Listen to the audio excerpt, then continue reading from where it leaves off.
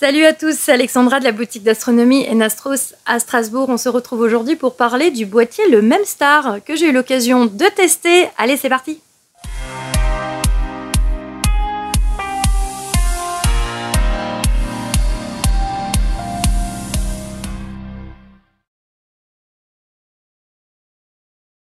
Alors, je voulais commencer par remercier Médas et Francis que j'avais rencontrés au RCE en novembre 2022.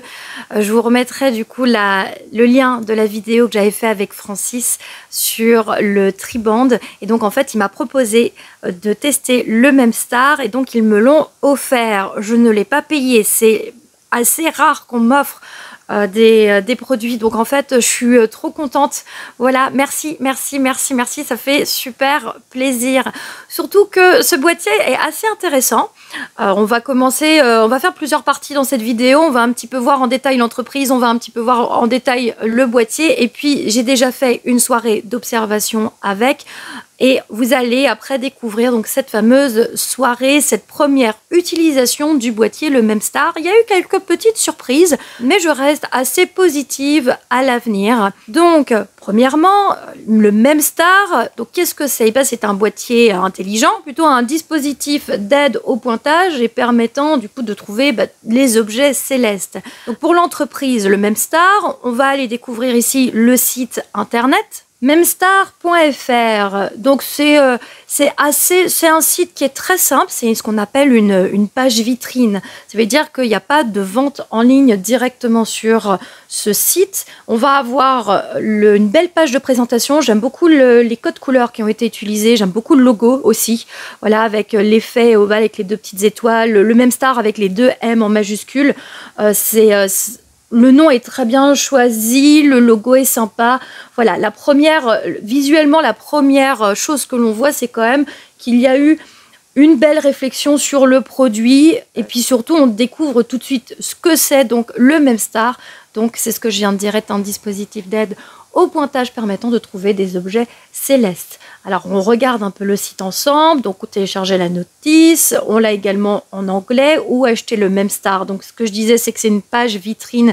Ça veut dire qu'ils ne vendent pas directement sur le site, c'est pas un e-commerce.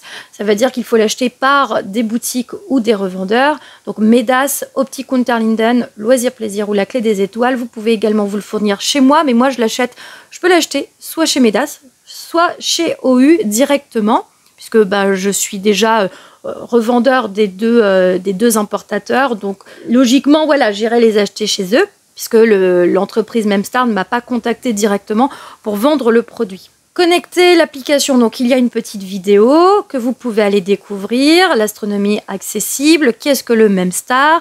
Alors il est constitué d'un boîtier donc inférieur à 100 grammes qui se fixe sur le bas du tube du télescope ou toute partie solidaire du tube. Il est compatible avec tout type de tube et taille de télescope pour les montures alt azimutales. Alors, entre parenthèses, les Dobson, on a aussi des montures alt azimutales sur trépied, donc ça peut s'utiliser pour les deux. Vous allez me dire, ah, mais du coup, ça ressemble au StarSense. Ça a l'air d'être assez similaire au StarSense, mais je n'ai pas, alors de la marque Celestron, mais je n'ai pas testé ce produit. Je le testerai un jour. Je l'achèterai, moi, à titre perso, et j'irai faire mon comparatif. C'est un push-to sans encodeur qui ne nécessite aucune modification de votre matériel. Memstar, c'est aussi une application smartphone qui se connecte au boîtier en Bluetooth. L'application est autonome et ne nécessite pas de connexion Internet. Tout est prévu pour fonctionner dans les endroits les plus reculés. Il y a des choses plutôt intéressantes sur ce boîtier. Voilà, un catalogue riche. Il y a des choses moins intéressantes sur le boîtier également. D'ailleurs, on y reviendra. Informations techniques, donc le Bluetooth, les piles, 150 heures d'utilisation, la mise en veille automatique au bout de 3 minutes une fois déconnecté. C'est très bien aussi, ça évite ton oubli de l'éteindre. Le poids, c'est 85 grammes, c'est vraiment super léger. On a les dimensions, précision, technologie MEMS. Et après, du coup, donc les applications smartphone qui sont disponibles avec position GPS, catalogue de 15 000 objets, disponible en français, anglais, néerlandais, j'aime beaucoup, voilà. Sachant qu'il précise qu'il y aura d'autres langues prévues. Connexion Internet non requise, intuitif et facile, en prise en main. Alors, Joker. Voilà, donc en fait, c'est tout ce qu'on a sur le site. C'est vraiment juste une seule page où on présente. Si on cherche un petit peu plus loin, donc sur société.com, on tape Memstar, on découvre donc que c'est une entreprise française qui a ouvert, donc date de création de l'entreprise le 28/2/2023. C'est une société par action simplifiée, donc une SAS. Le nom des deux personnes qui ont créé la boîte, donc Emmanuel Guilleux et Mickaël Panéquin, qu'on retrouve également dans le Ulule. Donc c'est une plateforme de financement participatif, comme Kickstarter, comme My Major Company à l'époque. Donc Ulule, on voit donc un projet, le Memstar, découvrir les étoiles, financé avec succès. Est-ce qu'on a la date du projet ? Alors la campagne terminée, oui, la campagne terminée le 10 décembre 2022, donc avant la création d'entreprise. On voit que l'objectif c'était 8 000 €, ils ont atteint les 11 283 € avec 109 contributeurs. Donc Mika et Manu, voilà, on sait que c'est Mickaël et Emmanuel, c'est très bien. On voit, moi je ne suis pas contributrice, donc il y a des choses que je ne peux pas voir. Mais on voit en fait un peu plus le projet, comment il est né. Donc nous avons donc eu l'idée de développer un outil accessible et simple pour aider à trouver les objets du ciel nocturne. On a un petit peu le descriptif de ce qu'on retrouve sur le site, avec un peu tout ce qu'il y a eu comme descriptif. On a le détail du boîtier en rendu 3D. Vous verrez après que c'est assez similaire à ce que l'on a. On découvre surtout qui sont les deux personnes qui ont créé le projet. Alors je descends un petit peu vite. On les a. Qui portent le projet? Parce que en fait, ces deux personnes n'ont pas de profil LinkedIn. Donc en fait, je n'ai trouvé pas beaucoup d'informations sur eux. Voilà, désolée, j'ai cherché un petit peu, mais du coup, on a le Ulule qui présente. Le projet est né de l'association de deux astronomes amateurs de Montpellier, Manu et Mika. L'un qui est ingénieur en électronique, l'autre en informatique. Nous avons tous commencé en astronomie. Il s'avère que parfois, c'est compliqué de pointer au télescope les objets célestes. Notre idée, née de ce constat, a été de simplifier l'accès à l'astronomie grâce à un appareil beaucoup moins lourd et coûteux qu'un télescope motorisé. Après de longues recherches et développements, nous sommes aujourd'hui en mesure de proposer les premiers prototypes fonctionnels. Nous avons déjà communiqué sur ce projet à la communauté d'Astram via nos associations amies. Le retour du Memstar est très encourageant, ce qui nous amène aujourd'hui à le diffuser plus largement. Donc c'est vrai que parfois la recherche du ciel profond elle est un petit peu particulière, mais en fait tout simplement ça s'apprend. Moi je trouve que c'est ce qu'il y a de plus beau en fait dans l'observation visuelle en manuel. Moi j'adore, je suis une grande manuelle sur l'utilisation de mes instruments et j'adore galérer en fait. Et il y a ce côté un peu fier quand on passe plusieurs minutes comme ça à chercher son astre et à un moment donné on le trouve en fait. Moi je trouve que c'est assez plaisant. Après, j'avoue que comme j'ai utilisé le Memstar, il y a plutôt des points positifs. Mais il y a aussi un constat sur l'utilisation, c'est que c'est pas si facile que ça au départ. Avant de revenir du coup sur l'utilisation de ce boîtier, je voudrais qu'on voit un petit peu en détail du coup ce boîtier. Donc sur le Ulule, on avait le boîtier en modèle 3D qui est assez similaire à ce qu'on retrouve dedans. Donc on va l'ouvrir parce qu'il faut savoir que lorsqu'on le reçoit, en fait, il n'y a pas les piles. Ils fournissent deux petits, donc le scratch. D'ailleurs, le scratch c'est en plastique, c'est pas un scratch quand même, c'est super particulier au départ. Au début, je n'étais pas trop fan, je crois que je le dis dans la vidéo du test, mais en fait, ça va, on s'y habitue à force de le mettre, voilà, puisque je le montre en fait aux gens à la boutique. Donc, je l'ai ouvert, comme conseillé dans la notice pour lorsqu'on place du coup les piles. Le voici la carte électronique du Memstar, donc très similaire à ce qu'on retrouve en fait sur le site, sur le modèle 3D. Qu'est-ce qu'on peut voir? Bon, on a le boîtier pile, ça je pense que tout le monde le voit, c'est des piles AAA, il en faut 3. On constate également qu'il y a la petite LED, il y a le bouton pression pour l'allumer, qui sont notés. On a toujours, de toute façon, sur la carte électronique, vous avez LED 1, voilà, c'est toujours noté. Nous avons en J1, c'est le JTAG. Alors le JTAG, c'est ce qui permet de programmer le processeur que vous retrouvez en haut à gauche sur la carte électronique qui est notifié en BC805 et c'est un processeur Bluetooth, ce qui pourrait du coup proposer une mise à jour également plus tard sur l'utilisation du Bluetooth. Voilà, ça peut être pas mal. Mais en fait, c'est le processeur qui viendra du coup collecter toutes les données. Alors, il y a des condensateurs, il y a des résistances. Voilà, c'est un boîtier assez bien fait.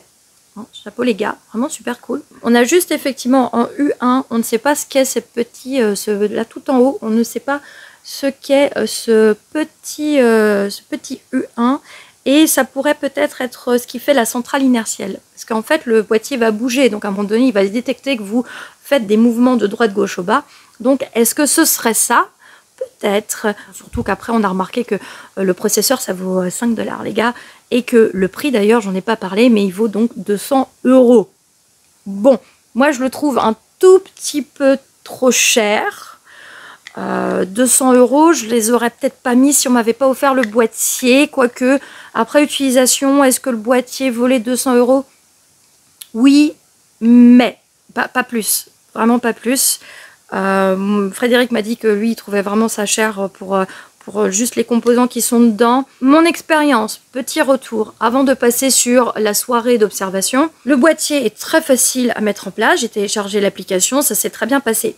Petite surprise, la première chose qui m'a un petit peu déroutée, je l'ai vu dans la notice, je l'ai vu dans l'application, le terme de mise en station. Y a un problème en fait. Une mise en station, c'est lorsqu'on a une monture équatoriale et qu'on vient l'orienter vers l'axe de rotation de la Terre pour tourner en fait, tout simplement pour être aligné avec l'orientation de l'axe de rotation de la Terre. Moi j'ai vu ça, je me suis complètement excitée quoi. En plus ils disent bien que c'est pour les altes azimutales, or les altes azimutales n'ont pas besoin de faire de mise en station. Il y a une mise au nord, parfois, oui, mais il n'y a pas de mise en station sur les altes azimutales. À partir du moment où j'ai compris qu'il fallait que je choisisse 4 étoiles dans mon ciel, donc ça me demandait une préparation en amont de découvrir, de savoir quelles étoiles j'allais choisir. Et ben après, ça a été super facile. Ça veut dire qu'effectivement, alors par contre, ils ne proposent pas forcément des astres à choisir en saison. Ça aussi, j'ai dû choisir. Alors, je connaissais 2-3 choses qui étaient visibles dans le ciel. Donc, j'ai fait M15. J'ai tapé M15 dans Pégase. Et effectivement, après, l'application m'a donné l'orientation à aller pour choper l'astre. Franchement, ça, c'était vraiment super sympa. Parce que c'est vrai que parfois, on galère un petit peu. Mais cette première utilisation, là, cette première mise en place de base, elle est quand même un peu... Je pense que c'est un peu une prise en main au départ. 4 étoiles, j'ai trouvé ça un peu beaucoup, même si je comprends que ce soit peut-être obligatoire. Il faut bien préciser qu'il faut une préparation en amont sur les astres qu'on va aller choisir. J'ai rien de plus à dire sur le moment. Boîtier, malgré tout, super intéressant sur l'utilisation. Je l'utiliserai, ça c'est incontestable, voilà, parce que j'ai quand même apprécié mon utilisation à titre personnel. Vraiment, j'ai trouvé que le boîtier était vraiment sympa. C'est du Made in France, donc forcément, on encourage les entreprises françaises. J'ai hâte de voir aussi un peu la suite, comment l'entreprise va se développer, quelles vont être les améliorations peut-être, je sais pas, qui vont être faites. Je finirai juste avant de vous laisser sur la vidéo de soirée d'observation. Je voulais juste conclure que dans la vidéo qui arrive, effectivement, j'étais pas... voilà, en fait, il m'orientait vers l'astre et c'était pas très centré. Tout simplement, là, je sais que ça vient tout simplement de mon étalonnage.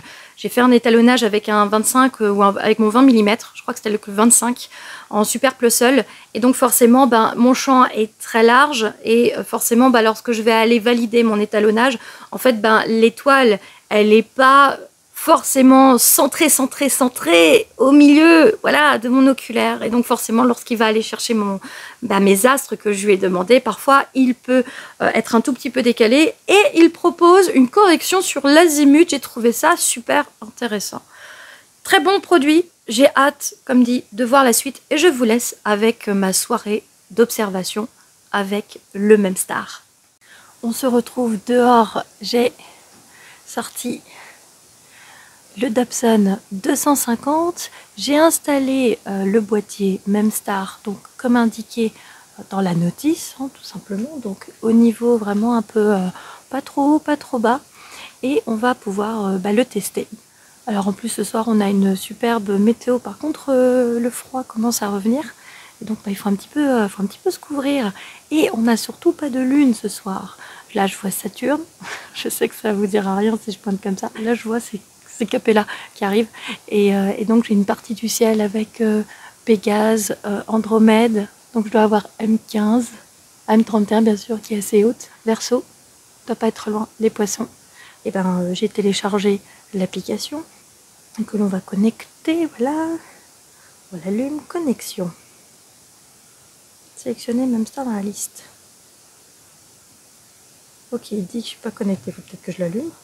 Alors il y a, ça clignote.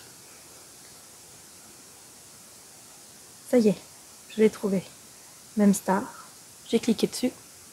Connexion, connectez votre hamster. Ok. Mise en station.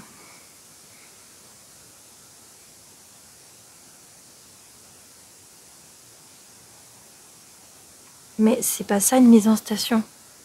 Avant de commencer une observation, vous devez initialiser le même star. Pointez l'étoile sélectionnée et vérifiez qu'elle se trouve dans le centre de l'oculaire. Mais vous voulez dire un étalonnage? Parce qu'en fait, il n'y a pas de mise en station. C'est pas ça une mise en station. Alors, Axurus pour Laris Vega. Bonne question. Je n'ai pas d'étoile supralumineuse. J'ai Pegasi 51. C'est pas très pratique en fait. Parce que là, sur le coup, je connais pas forcément le nom des étoiles dans Pégase ou dans Andromède. Est-ce qu'on peut pas du coup... On peut pas faire Saturne. Ok. Eh ben, ça m'arrange pas trop, mais... Capella. Capella.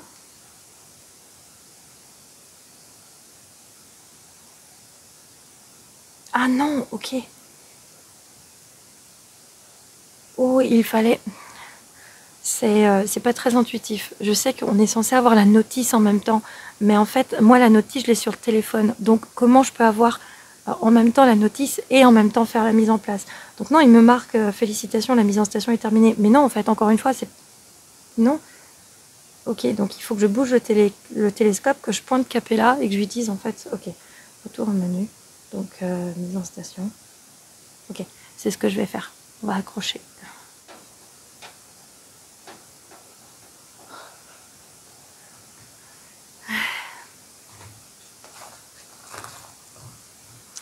Alors en fait, de la chaise, là je vois moi Capella. Sauf que le télescope, il est à 50 cm et j'ai Capella qui est juste derrière le balcon. Donc, on va lui dire que c'est bon. Voilà. Capella. Hop, félicitations, retour au menu principal. Connecté. Mais j'étais connecté, il s'est déconnecté. Quoi? Ok, il s'est déconnecté en fait.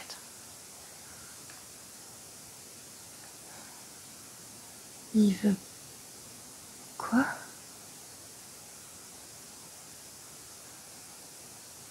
Game nuit. Mais...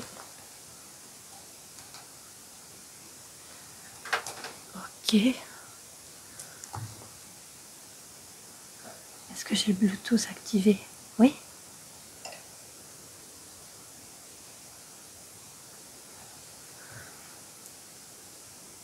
Il veut juste pas se connecter. Ok.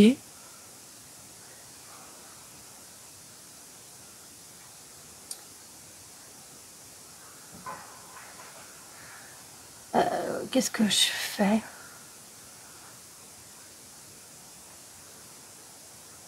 Bon.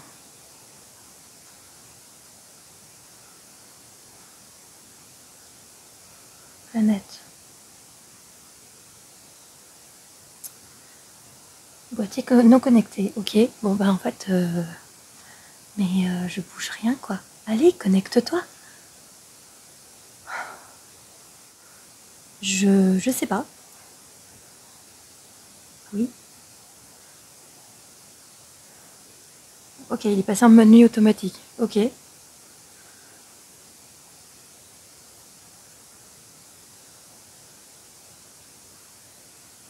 Regarde, promis, je touche pas le boîtier.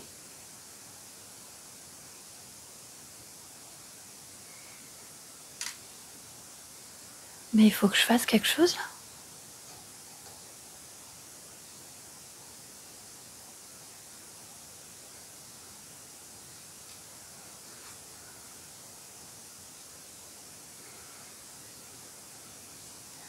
Bon.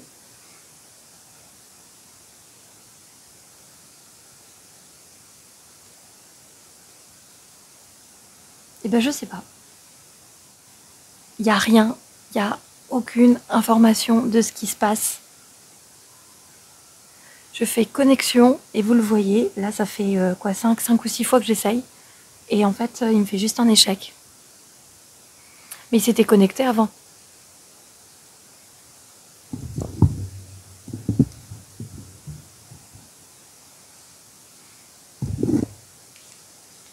Donc pourquoi est-ce qu'il s'est connecté avant et là maintenant il n'arrive plus à se connecter?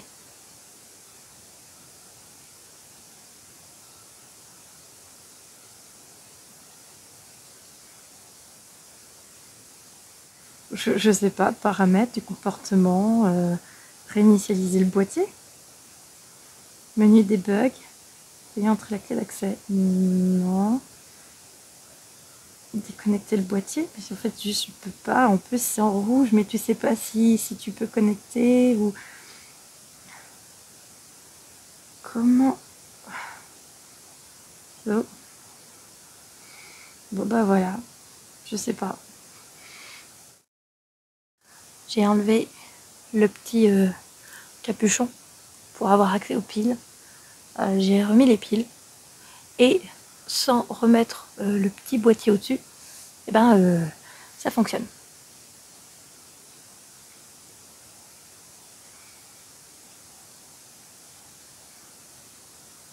Donc il est connecté. Donc on voit la lumière rouge. Donc étalonnage, on est d'accord, hein. Capella. Cette fois-ci je l'ai. C'est bien parce que j'ai le chercheur juste là.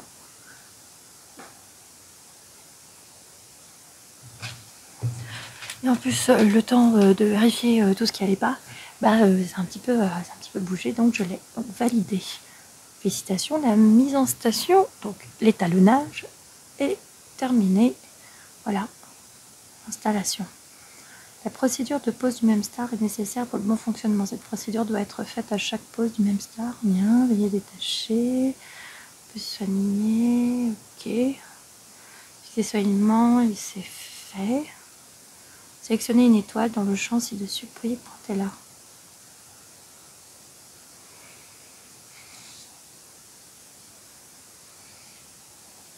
Je sais pas. Capella.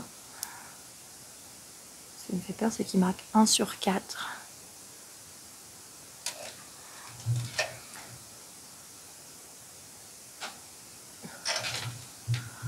Oui, vérifier qu'elle soit bien au centre. Comme vérifier.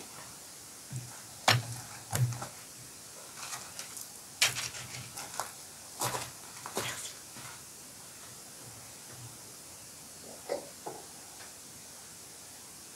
Là.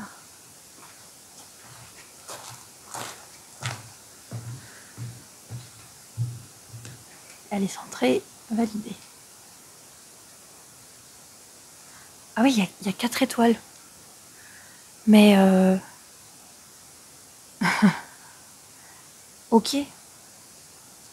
Ben, autant utiliser Stellarium, hein, parce que bon là,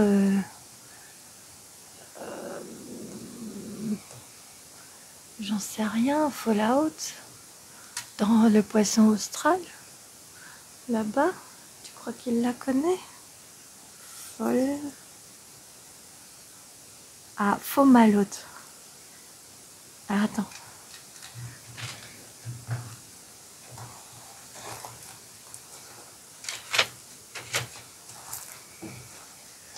Poisson austral.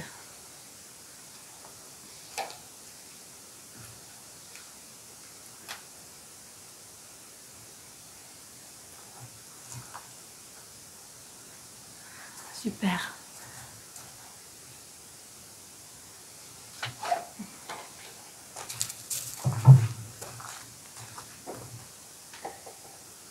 Ok.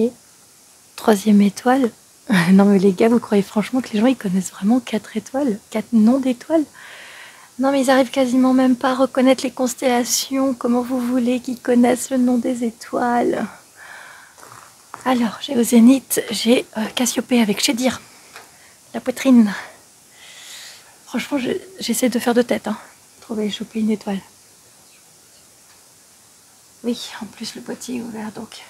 Attends, on va taper Chédir. avec un H. Et je la trouve pas... Comment est-ce qu'elle s'écrit chez Dire? Oh. Ça c'est vraiment pas cool en fait. Non mais je comprends qu'il faille faire un étalonnage. Mais même quand j'ai un Goto avec une monture équatoriale, je le fais sur 1, sur 2 ou sur 3. Là j'ai pas le choix, il faut que j'en connaisse 4. Et vous croyez franchement qu'on connaît le nom des étoiles par cœur? Déjà là, de tête, j'en connais quelques-unes. Mais dans le Verseau, je sais pas. Dans Pégase, là de tête, je l'ai pas. Alors, effectivement, j'en connais quelques-unes, mais là, mon ciel d'automne, il est quand même assez spécifique. Je sais pas, en plus, je sais dire, je le trouve pas.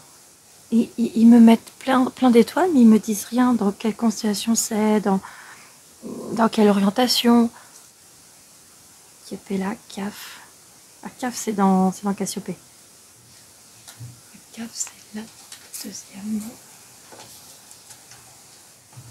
Allez, on va valider comme ça la troisième et une quatrième. Je peux pas valider juste... Non, je peux pas passer. Si j'avais su qu'il fallait une préparation en amont, j'aurais fait une préparation en amont.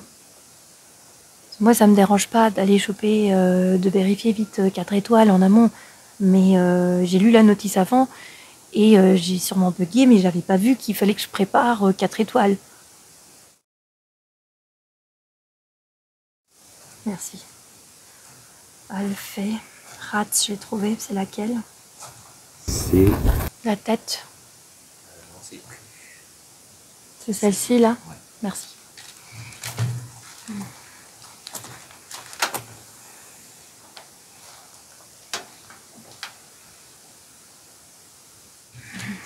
Voilà, donc effectivement, on a dû aller chercher une 4e étoile dans les logiciels d'application. Donc, Alphée-Rats dans Pégase, validé. Ne touchez pas votre télescope. Au moins, on a quand même quelques explications. Voilà, ne touchez pas votre télescope. Le MemStar est en train de déterminer le fonctionnement optimal. L'opération peut prendre 30 secondes. Merci. Au moins, on a des indications.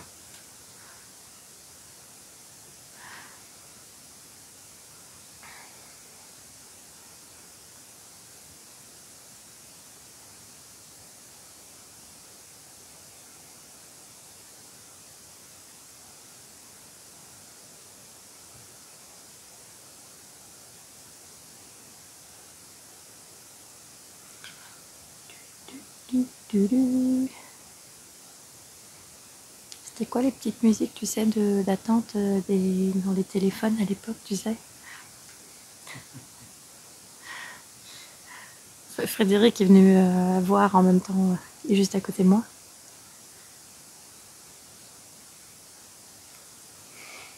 On attend. Voilà. Ça fait plus de 30 secondes, non? Elle attend que le mystère s'étale. Elle attend que ça fonctionne.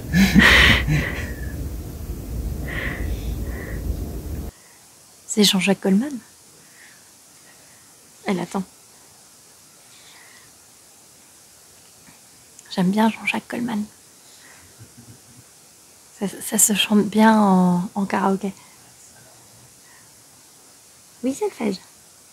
Un petit chat qui tourne autour du télescope. D'habitude, à cette heure-là, je suis au lit. Alors là, il est en train de vérifier, il est en train de voir ce que je fais. Et du coup, il est là à me tourner autour, à dire « Maman, maman, pourquoi t'es encore dehors ?» Mais ça fait plus de 30 secondes, là, il me semble. Enfin, je sais pas,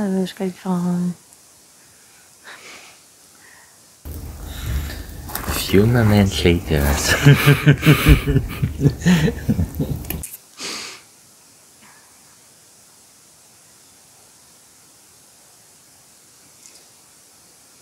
qu'il me fait un petit peu peur sur un paramétrage avec la étoile?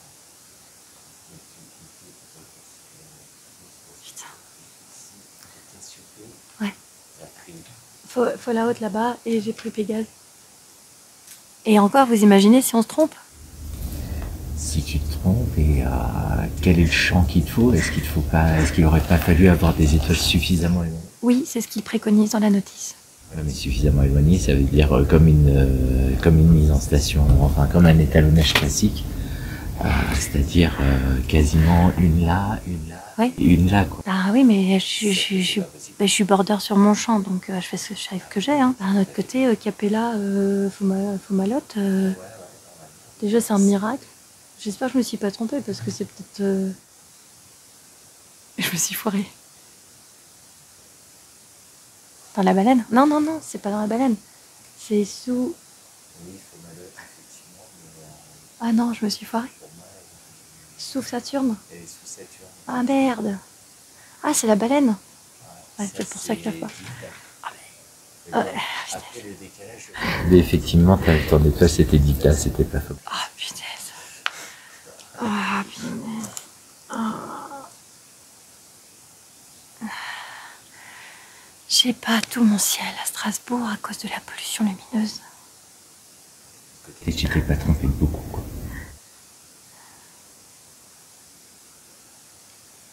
Bah c'est vrai que l'été, en fait, on a le poisson austral qui est dans cette direction, donc je me suis fait avoir. Et oui, l'été c'est fini. Et l'été c'est fini, ouais, j'ai constaté. Ouais. J'ai de nouveau sorti les pulls, l'écharpe. Par contre, à mon avis, il a foiré. À mon avis, la forêt, il n'arrive pas à reconstituer son ciel avec ce que tu lui as donné. Ok, bon, qu'est-ce qui se passe alors? On retourne en arrière. Connexion de vos mêmes stars. Il s'est déconnecté. Il est encore allumé. Il clignote. Il fait rien. Il fait rien. Il est noir. Il est noir. Ah, ça y est, je l'ai retrouvé. Je viens de rappuyer sur le bouton, c'est pour ça. Oh, bah, ça, c'est embarrassant. Et de nouveau, il n'arrive pas à se connecter. Ça s'appelle un plantage, ma chère. J'ai fait planter mon même star. Attends,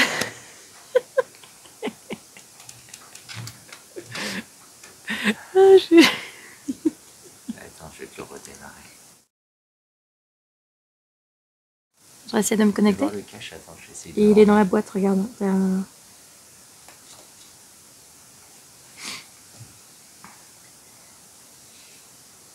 Bon, j'essaie de me reconnecter. Ah, connecter votre sister. Ça y est, je suis de nouveau connectée.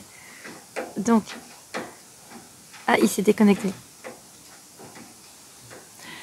Je pense que quand je remets le potier, j'ai un faux. Il y a un faux contact, oui, c'est ce que je pensais aussi. Quand j'ai remis avant le cache, c'est ce que je me suis dit aussi. J'ai un même star défaillant. Alors, ça pourrait arriver, hein. Un faux contact, vraiment, ça peut arriver. Hein. C'est vraiment le pas de bol, parce que du coup, bah voilà, on me l'a donné pour que je puisse le tester et il est en défaut. Ah, moi non plus, j'aime pas le scratch. Frédéric non plus. Ça, je risque de le changer, hein, du scratch autocollant, j'en ai. Donc ça, à mon avis, je risque de switcher parce que je suis pas du tout fan. J'attends, je vais essayer. Il faut que c'est à moi de le sélectionner. C'est bon.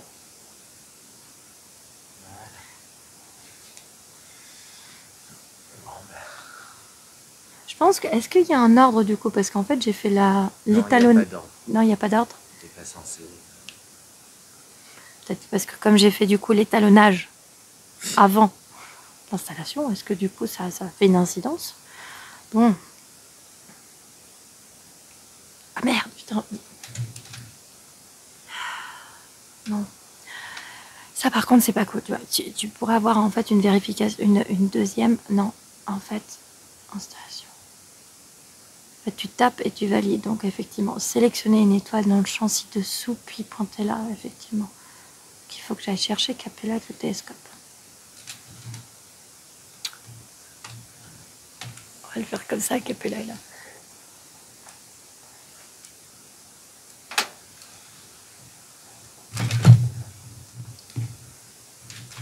Capella est dans le centre de l'oculaire. Je valide.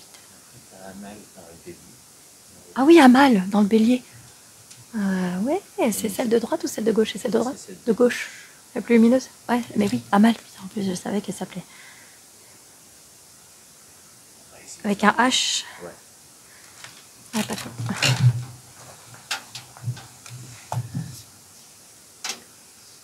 Stellarium, sponsor de la soirée.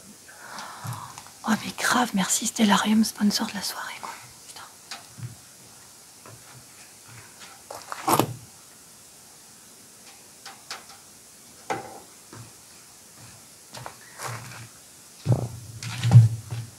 Pas mal. Et dans le centre, on valide. Donc, on avait avant. Alors, tu avais Alpharas, mais j'irais peut-être sur Algénide pour être un peu moins haut.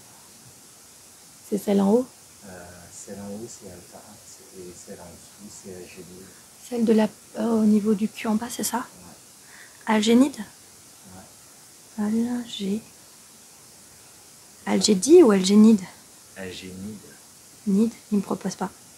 A-L-G-E-N. A-L-G-E-N-I-D. Il me propose pas Algénib. Bon, bah, Alpharas. Pas trop chaud. Alferat.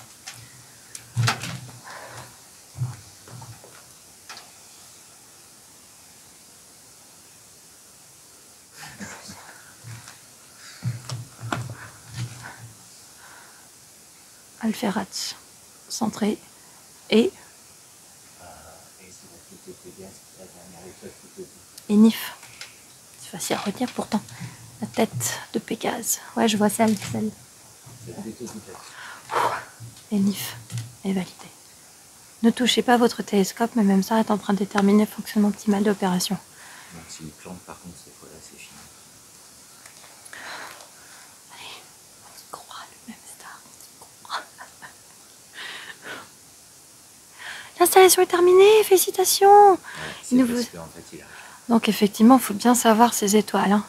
Ouh, pas pour les débutants. Hein. Franchement, non, vraiment. Alors en fait, il ne vous sera plus nécessaire de faire cette procédure tant que le même star reste fixé sur le télescope. Ok. Pour commencer une observation. Donc bah là, il me redemande en fait. Avant de commencer une observation, vous devez initialiser le même star. Ah, écoute, hein, j'étais sur quoi déjà? Enif. Ouais. Validé. Voilà.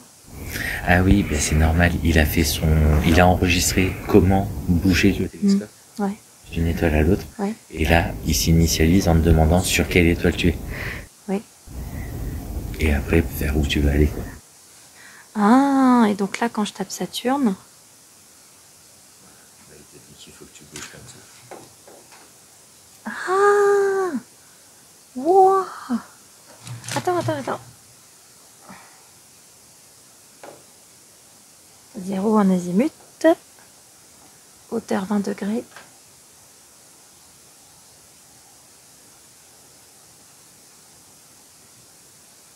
Pas déconnant si t'as pas Ah merde. caché. J'ai la chaise qui a bloqué. Ah, c'est ouf. Regarde, en fait, je baisse le télescope.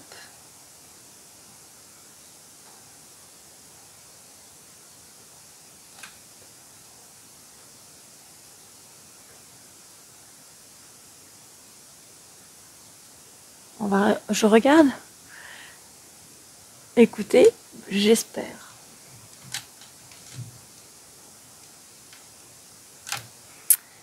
Elle est pas dedans. Elle est pas dedans. Mais c'est pas à cause de la... Non. Ah non, tu vois les étoiles et tout. Je suis pas dedans. C'est décalé. Alors, c'est décalé de... là, je l'ai dans le chercheur. Je l'ai pas dans le chercheur. J'avais aligné mon chercheur avant. Donc, je vois de combien elle est décalée.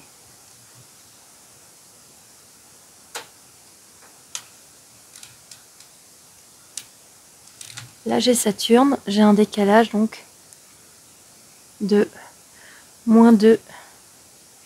En 0-2 sur la hauteur et en 0,5 sur l'azimut. Alors, une fois l'objet au centre de l'oculaire, si vous avez constaté que les coordonnées sont supérieures à 1 degré, cliquez sur Aligner pour améliorer la précision. Allez. Ah, mais si tu veux pas, tu... Peut-être qu'il estime que c'est pas supérieur à 1 degré. Ouais, en fait, c'est ça. Je suis à... Bah, tiens, là, il me Bah, pourtant, avant, c'est ce que j'ai mis, et là, je suis bien. Là, je suis dedans. Il a peut-être pris ton aligné. Il a peut-être pris mon aligné. Ah ouais, c'est ça, il avait pris l'aligné. Mais oui, il avait pris l'alignement. Ok. En positif, c'est un système auto-ajustable. Ok. Alors, j'ai pas encore Jupiter, par contre, Messier. J'ai M15.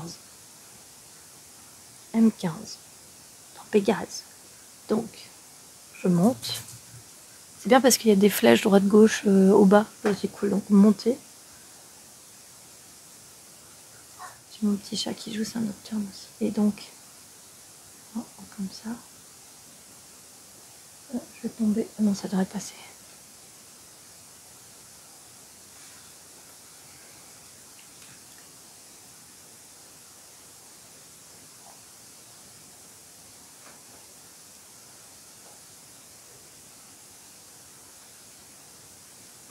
Alors, regardez.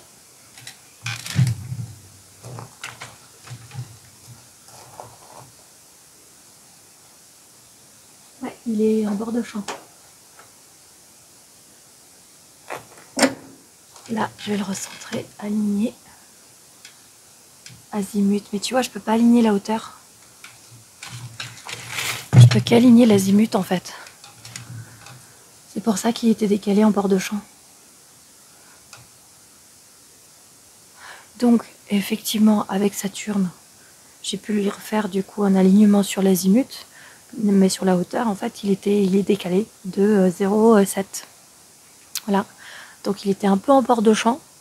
Pourquoi est-ce que c'est décalé? Eh bien, tout simplement parce que quand j'ai fait mon étalonnage sur les 4 étoiles, pourtant, j'étais centrée, mais lui, il n'est pas centré. Est-ce que ça peut venir du fait qu'il n'est pas complètement à plat parce que le sol est un peu condolé? Ça peut y jouer. Je pense que tu as plus le même problème que moi j'ai avec l'étalonnage, c'est que tu utilises un oculaire qui est trop gros. Oui, j'allais venir. Oui, j'allais venir. Oui, voilà, il n'y a pas de souci, il n'y a pas de souci. Non, mais tu peux rester, c'est intéressant. J'aurais peut-être pas. Mais effectivement, j'ai utilisé le 25 mm pour faire l'étalonnage et il est souvent conseillé d'utiliser des oculaires plus petits. Mais quand je vois toute la mise en place, la mise en place de base, je préconise pas ce boîtier pour l'initiation. En fait, il y a vraiment une préparation en amont. Même moi qui connais mon ciel, parfois on a des trous de mémoire sur le nom des étoiles. Par contre, effectivement, ça reste un boîtier très intéressant. Voilà, là sur le coup, j'ai trouvé M15 super facilement. Est-ce qu'il aurait du coup des propositions? Par exemple, on est en automne et il me dit oui, ça c'est visible ou ça c'est pas visible, visuel bon, visuel mauvais. Est-ce qu'on peut avoir ça? NGC, Messier. Non, en fait, vraiment, il faut que tu connaisses. Il y a une préparation en amont du ciel. Là, on peut utiliser les livres de Monsieur Gadal pour les Messier et les NGC qui sont visibles en ce moment. Stellarium, bien sûr, aussi, qui nous donne aussi des indications sur les objets du ciel profond et aussi le nom des étoiles. Voilà, je vais rester un petit peu avec le Dobson, l'utiliser, voir justement, je vais aller chercher le petit livre de Olivier, pour les débutants. Je vous le mets en descriptif, je vous mets le lien, c'est super pratique. Et puis on va faire 2-3 observations. Voilà, avec l'application. C'est prometteur. Frédéric, tu as un petit avis à donner sur l'application? Sur le boîtier? Ouais. Tu veux venir? Bonsoir la caméra. On ne voit pas trop, désolé. Hein. Non, mais c'est pas grave, c'est bien suffisant pour moi, quoi. Il fait nuit, donc on essaie de ne pas avoir trop de lumière. C'est voilà, le boîtier est intéressant, l'application est jeune, on va quand même le rappeler. Donc on va lui excuser des erreurs de jeunesse. Ouais.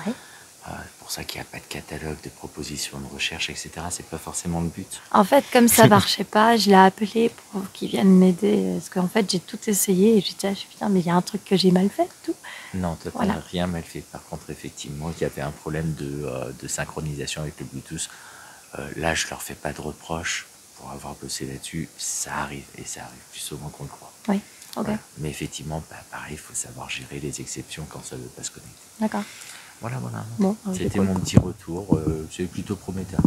C'est prometteur, ouais, c'est pas mal, mais effectivement, ça m'a fait rechercher du coup le nom des étoiles. C'est déjà ça. Voilà, voilà. C'est Merci. bon. Bonne soirée. Merci à tous d'avoir regardé cette vidéo. N'hésitez pas à vous abonner ici pour soutenir mon travail.